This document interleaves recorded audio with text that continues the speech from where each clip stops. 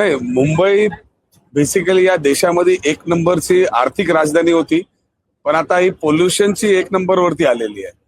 आणि गेल्या 5-6 महिन्यापासून मला वाटत नाही की पोल्युशन जे आहे ना कंट्रोलमध्ये आलेलं आहे. आणि एवढं निर्लज्ज आहे महानगरपालिका की हायकोर्टने एवढे आदेश देऊन ताशारे उडवले तरी त्यांना काय समजतच नाही. जे पण एसओपी प्रोटोकॉल आहेत या मुंबईमध्ये बांधकामाच्या संदर्भात कुठेही पालना तिथे करण्यात येत नाही. आणि जिथे जिथे शासनाची आणि महानगरपालिकाची कामं चालू आहेत तिथे तर अजिबात पोल्युशन वरती काही कंट्रोलच नाही. मला वाटत आहे की कुठेतरी जीवाशी खेळायचं काम जे आहे ना इकडच्या सरकार आणि महानगरपालिकातर्फे चालू आहे आणि कुठेतरी बंद झाला पाहिजे. फक्त पैसे घ्यायचं आहे, महानगरपालिकाला पैशाची गरज आहे म्हणून ते बिल्डिंग बांधण्यासाठी परवानगी द्यायच्या आणि त्याच्यानंतर पोल्युशन वरती काय नियंत्रण ठेवायचं नाही, ऑपोजिशनचं ऐकायचं नाही, कोर्टाचं ऐकायचं नाही आणि बस असंच. आता मुंबईचा वाळी कोण असणार, मुंबई कोणाच्या मुळे चालणार हेच समजत नाही. असलमजी, काल आदित्य ठाकरे यांनी बाईट देत असताना असं म्हटलेलं की महाविकास आघाडीमध्ये नेमकं कोण आहे हेच कळत नाही. त्यांचा रोख कुठेतरी राष्ट्रवादीकडे असल्याचं दिसून येत आहे. आपली त्यावर काय प्रतिक्रिया आहे? मुळात आणि राज्यसभेच्या जागेवरून हे सगळं सुरू झालेलं दिसतंय. आदित्य ठाकरे यांनी राज्यसभेच्या जागेवर सुद्धा दावा ठोकलेला आहे. त्यांचा तर इंटरव्ह्यू बघितला नाही, पण मला असं वाटत आहे की जेव्हा अशी निवडणुका येतं त्या टायमाला तुम्ही बघा सगळ्या पक्षामध्ये अशीच चर्चा होत असते. मग आता आमचा महाविकास आघाडीचा असू द्या किंवा त्यांचा असू द्या, त्यांच्यामध्ये पण हेच चर्चा चालू आहे ना की खासदारकी कोणाला द्यायचं किंवा आमदारकी कोणाला द्यायचं. तशीच आमच्यामध्ये पण चालू आहे. पण ज्यापर्यंत सगळे लोक एकत्र बसून निर्णय घेत नाही त्यापर्यंत असं सगळं चर्चा चालू राहणार. परंतु राष्ट्रवादी शरदचंद्र पवार पक्ष तुमच्या बरोबर आहे असं तुम्हाला वाटतं का? नाही, आमच्या बरोबर नाही असं तुम्हाला का वाटतं? मुळातच आपण जर बघितलं तर राष्ट्रवादी काँग्रेस पक्षाकडनं शरद पवारांशिवाय इतर कोणता चेहरा पुढे आला तर काँग्रेस त्यांना समर्थन देणार का? आणि उद्धव ठाकरे किंवा विधान परिषदेमध्ये काँग्रेसला एक जागा मिळावी अशी काही बार्गेनिंग सुरू आहे? असं आहे की काँग्रेसला एक जागा मिळावी असे काँग्रेसचे सगळे नेत्यांची मानसिकता आहे. पण एकदा ठरलं की कुठल्या पक्षाला उमेदवारी देणार आहेत मग ते उमेदवारी कोणाला द्यायचं ते पक्ष ठरवतील. मला नाही वाटत की दुसऱ्या कुठल्या पक्षाला त्यामध्ये कुठला इश्यू असला पाहिजे. असलम भाई, मालेगांव में टिप्पू सुल्तान का फोटो शान हिंद ने लगाया था उपमहापौर ने. उसके बाद अब नमाज का वीडियो वायरल हो रहा है कि महापालिका के अंदर नमाज पढ़ी जा रही है और अब किरीट सोमैया ने मांग की है कि मामला दर्ज हो, सभी पे कार्रवाई हो. क्या कहेंगे आप? मुझे तो ये समझ में नहीं आता है कि मालेगांव और भिवंडी जैसे विभागों की परिस्थिति क्या है. अब वहां पे सड़क देखिए, आज वहां पे ड्रेनेज का सिस्टम देखिए, आज वहां पे किस तरीके से लोग रहते हैं उसको देखिए, उनको पानी की कितनी समस्या है उस पर देखिए. सरकार ने और सभी लोगों ने इस पे तवज्जो देना चाहिए, ध्यान देना चाहिए कि सर्वसामान्य इंसान वहां किस तरीके से रह रहा है, किस परिस्थितियों में रह रहा है.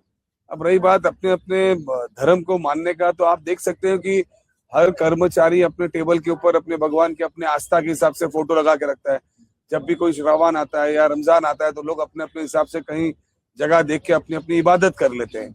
अब कोई भी इस तरीके से मुद्दे उठाना, कम से कम सरकार में आने के बाद में भारतीय जनता पार्टी ने मुद्दों की बातें करनी चाहिए, कामकाज की बातें करना चाहिए, लोगों का जीवन किस तरीके से भला कर सकते हैं उस तरह की बातें करना चाहिए और जो गलत है उस पर कार्रवाई करना चाहिए. अब मुंबई शहर को ही देख लो, पूरे मुंबई शहर में हॉकर्स के ऊपर कार्रवाई की जा रही है बांग्लादेशी बोल के. मुंबई में सबसे ज्यादा हॉकर जो है वो उत्तर भारतीय है और सबसे ज्यादा वोट उत्तर भारतीय जो है उनको ही देता है. लेकिन उनको उत्तर भारतीय मुंबई शहर में नहीं चाहिए, इसलिए बांग्लादेशी के नाम पे इलीगल कार्रवाई करके उनको फेंकने का काम कर रहे हैं. तो ये सारी चालें जो है ये मुंबई और महाराष्ट्र के लोगों को समझने की जरूरत है. मुंबई महापालिकेचा अर्थसंकल्प आज सादर होतोय. साधारणपणे बोलतात की 80,000 कोटीच्या वरती हा अर्थसंकल्प सादर होईल. काय अपेक्षा आहेत, काय असेल या? आता ज्या पद्धतीने मागचा जे अर्थसंकल्प सादर करण्यात आला आणि महानगर नसताना करण्यात आला, कशा पद्धतीने रोड झाले, कशा पद्धतीने इन्फ्रास्ट्रक्चर झाले, कसे ब्रिजेस झाले, घाईघाईने केलं ते सगळं आपण बघितलं. प्लॅनिंग एवढी छान होती की ब्रिजला कनेक्ट होत नाही. प्लॅनिंग एवढी छान होती की प्रत्येक रोड जे होते ते खोदून टाकले.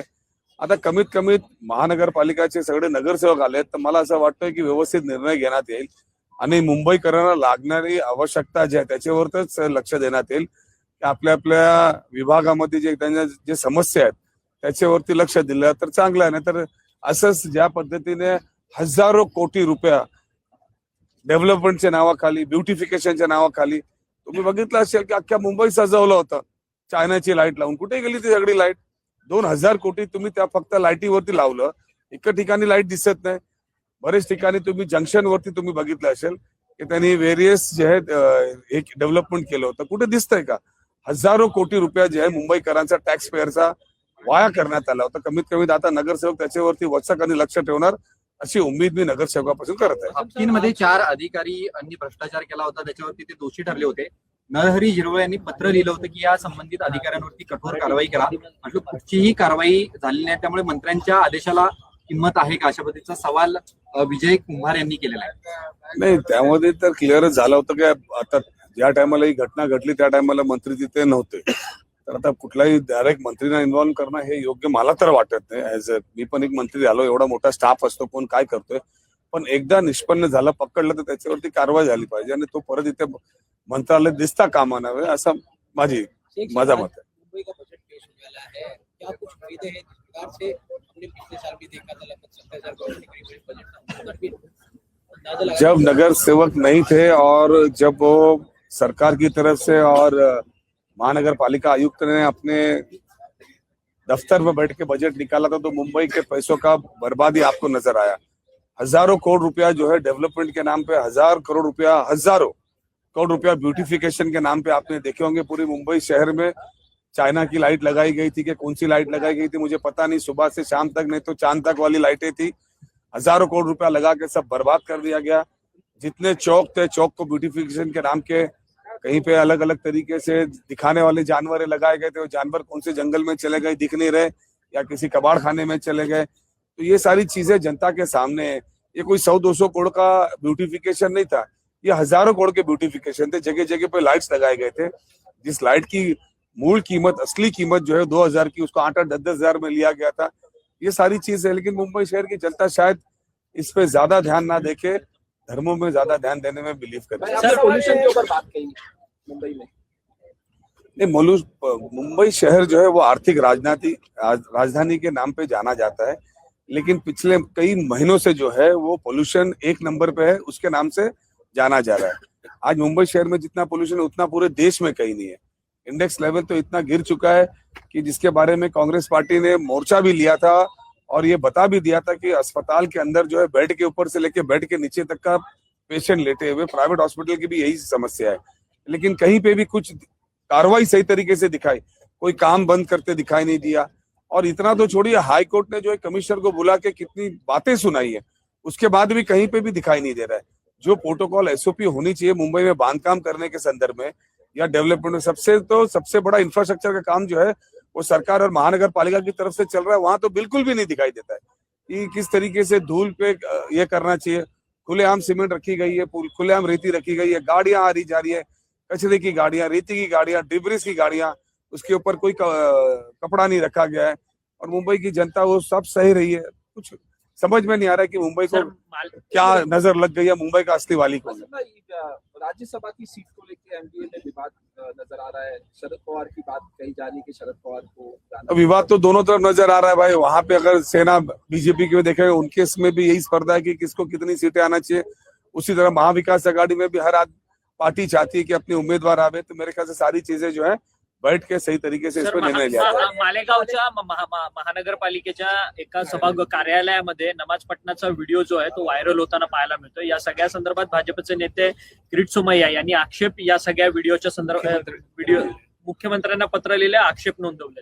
मालेगाव मध्ये परिस्थिती कशी आहे, तिकडचा रोड कसा आहे, तिकडे इन्फ्रास्ट्रक्चर कसं आहे, तिकडे गार्डन्स आहेत का, तिकडे कचरा रस्त्यावरती पडलेला आहे, पाणी त्यांना शुद्ध भेटत आहेत का, हे सगळे मुद्द्यांवरती चर्चा असली पाहिजे.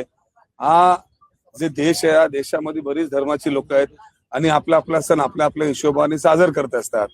काय श्रावण असलं तर आपले हिंदू कर्मचारी असतील ते आपले देवाची पूजा करतात, मुस्लिमांनी कुठे नमाज पडली असेल, हे मुद्दा नसला पाहिजे. आणि विशेष करून जे मूळ मुद्दे आहेत, माळेगावचे असू द्या की मुंबईचे, त्याच्यावरती लक्ष जास्त दिला पाहिजे. आता बस झाला हिंदू मुस्लिम.